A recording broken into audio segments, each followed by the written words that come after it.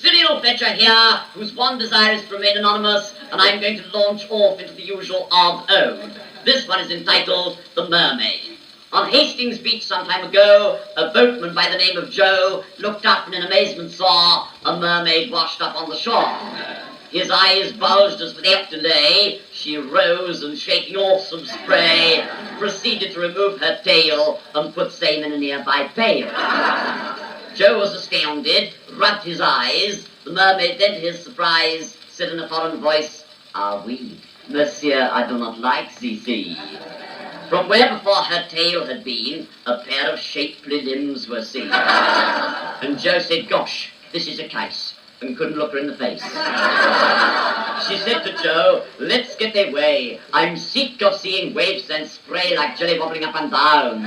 Monsieur, let's go and see the town."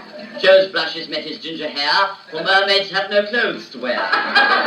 He muttered, "I shall get it strong if the watch committee come along." Quite a few people stopped to smirk, a newsboy shouted out, "Nice work!" Some more collected quite a jam, watched them about to board a tram. The tram conductor watched them come, then said to Joe, "Here, knock it, chum. Bring her on here. You've got the sauce. If she's Godiva, pitch an horse." Joe said to him, quiet as can be, "She's just a mermaid from the sea." And the tram man said, "Oh yes, I've been, and what are you, the fairy queen?" A policeman quickly hove in view, took out his book, said, "What's to do?" And the mermaid glanced and said, "I guess, I love your English policeman, yes." Sad to relate, this copper brave fell for her charms, became her slave, and she, leaving poor Joe in the lurch, married the cop in Hastings Church. All that she left Joe was the pail containing her discarded tail, and he, sort of being left so flat, gave it to the lodger's cat. Well, that's the very big laugh at the end of that one. Goodbye!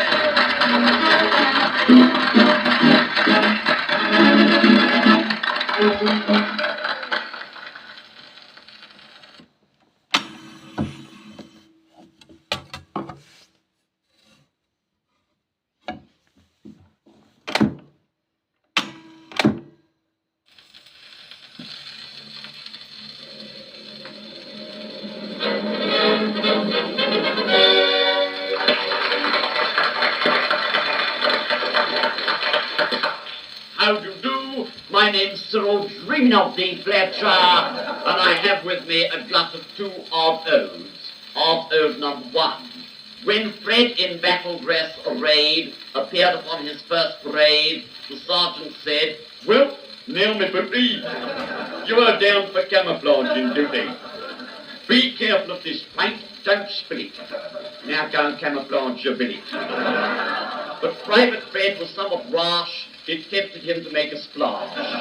He slapped it here and slopped it there as if he simply didn't care, and made, I tremble to confess, an absolute gosh-awful mess. And when this dread chaos he spied, the angry sergeant nearly died. "You so-and-so!" cried Sergeant Ralph. "Now go and camouflage yourself." Fred bailed before the sergeant bold, and meekly did as he was told. So always willing to obey, he camouflaged himself well. This Fred was never seen again, and every evening after 10, a strange phenomenon is seen to happen in the wet canteen. A pint pot on the bar will stand, and quite untouched by human hand, will rise aloft to unseen lips and disappear in silent sips. "That's strange," the old sweat sadly say. "What camouflaged himself away. But camouflage it as he will, he's here with us in spirit still. And though we cannot see his face, his stomach's in the proper place." Launches off into odd ode number two. This is the tale of Cuthbert bostril, who thought he'd only use one nostril, so made himself a sort of cover to stop him breathing through the other. And so he wandered round the place, wearing a muzzle on his face, until he met Euphemia Muck, the barmaid of the Garden Duck. Euphemia loved him from the start and told him frankly, "As I are. Remove that gadget from your clock, you'd have to work your nose on from." Ah, such as love, it made him weaken. He took the shutter off his beacon, and winning bells rang out with cup, letting both nostrils do their Alas, the lark there just was short, ere very long our Cuthbert thought he'd been a shield and then tray to read the paper with one eye. Then Euphemia saw with fear he'd buttonhole stuffed in one ear. Then he bought a soft peg and started walking on one leg.